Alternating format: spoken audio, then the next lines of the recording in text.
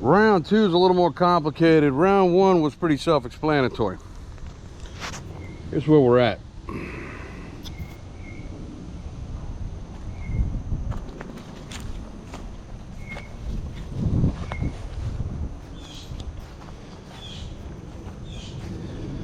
I was gonna go higher, but being that everything's crooked and unstable, I go higher, it's coming down a lot quicker. And that's fine, but it needs to come down after we remove the trailer.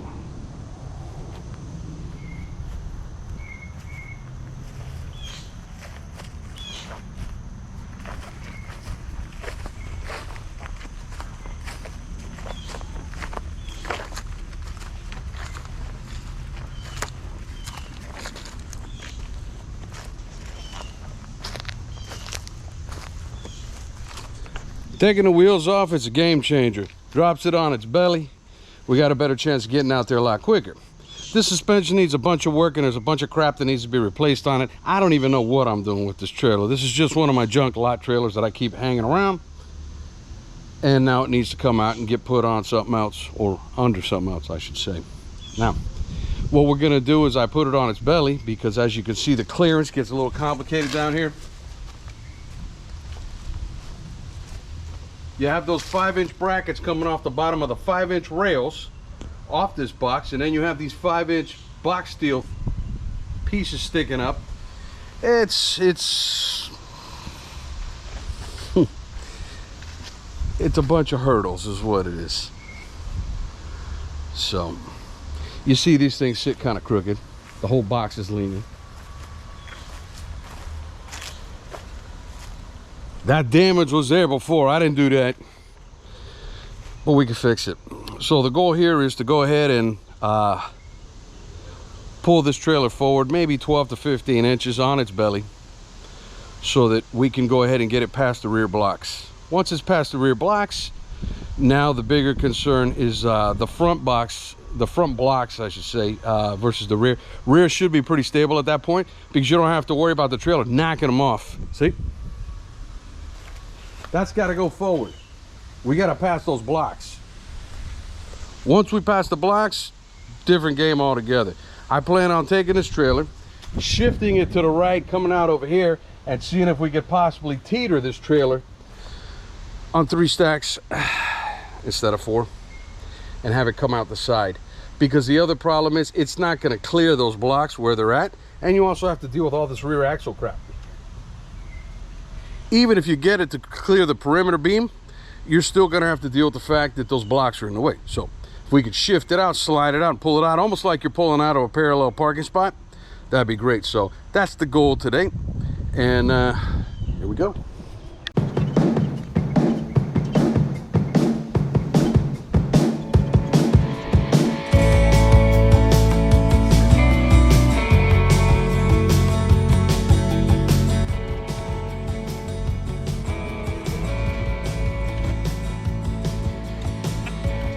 We cleared them rear blocks, had a little bit of a side swipe, but we got it done without taking down the whole damn thing. That's all that matters. Yeah.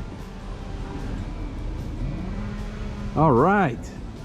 That is looking great. So now, see?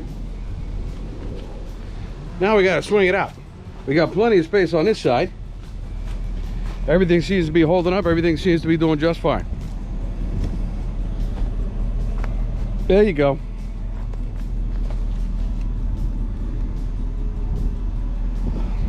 See the problem?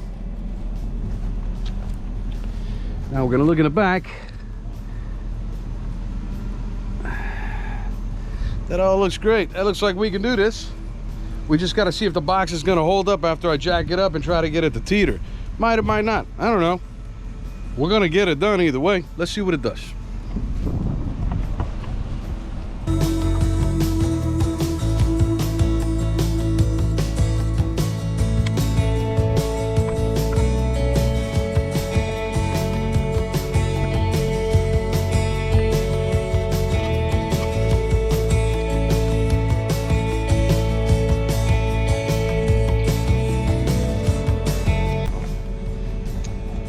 I don't think we're going to be able to swing it out. We're going to have to go forward with it and see what it does.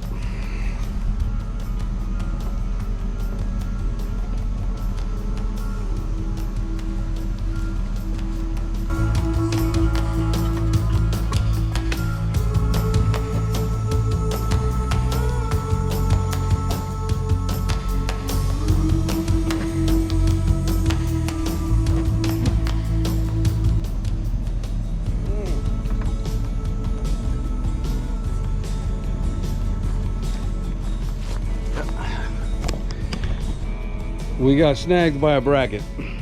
That's the crap you gotta watch out for. Take the whole thing down on you. Let me show you. Where is it?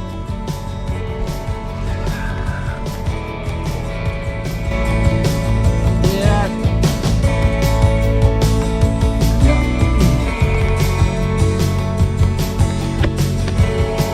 That's all right. I got something for that thing.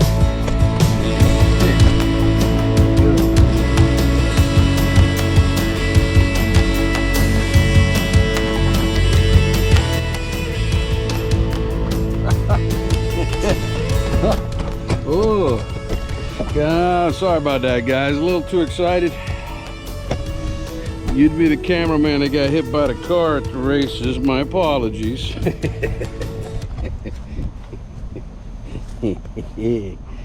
All right. All right, now let's see what we can do. Yeah. Think about it.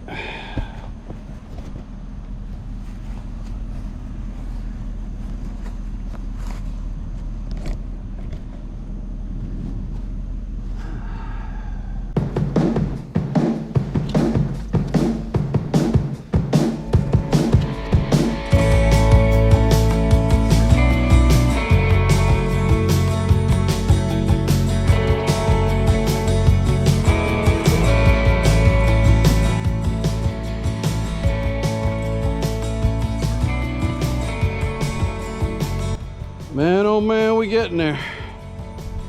We're getting there. Yeah. You know what?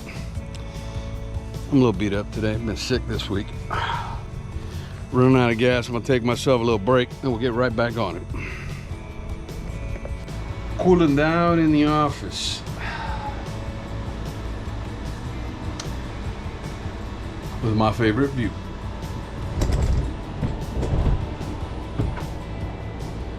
View of my current project.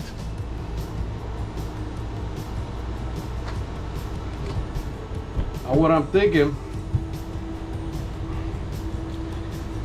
is taking it by the front and pulling it out like a 90 degrees, probably a good 4 or 5 feet, and that's going to swing the rear to clear the jack. I couldn't put the jack any more forward because it was going to hit the suspension, and I couldn't put it any further back because the box was going to drop. That corner is not holding up in the air freely like I wanted it to. And I hate the fact that when you want to get a project done and you start a project, all of a sudden the obstacles in themselves during the process of you attempting this project are projects all on their own. Because we're using the box to build the barn. I'm not going to tell you that I'm doing it the hard way. I'm going to tell you that I'm doing it the tricky way. Is there risk to be had? Of course there's risk to be had. Anytime you shortcut something that's the hard way to do it, there sure is risk to be had. But hey, that's how you get ahead. That's how you make it. You know what I mean? So we're going to pull the front of that trailer out maybe about 5 feet to the right. We're not going to pull it forward. We're going to pull it out 5 feet to the right, and then I'm going to try to sneak my Suburban in front of that trailer and pull it maybe another 10 or 12 feet forward, maybe if we have the room. It's just I'm out of room in front of the truck right now. Despite the fact that the property looks real big, it's not nowhere near as big as one would think it is, to be honest with you, but it's definitely big enough for me. So, my break is almost over. I got another 3 to 4 minutes to cool down in here. Again, I'm getting over a cold this week, so I'm just kind of pacing myself. I don't want to feel worse, but I do want to be productive. You know how that is. You get sick, you sit around for a week, and then you get pissed off that you get nothing done. Yeah, I'm about there right now. So, this is good, though. This is good. Let's get back on it.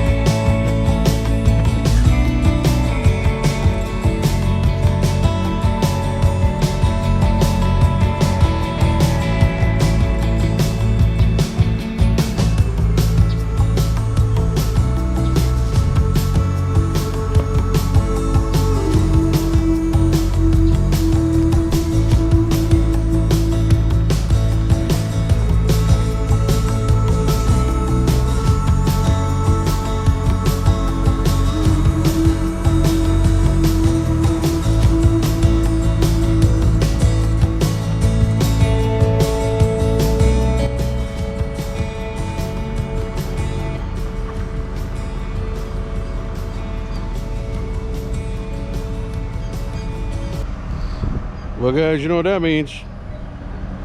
It means I win. Thanks for watching.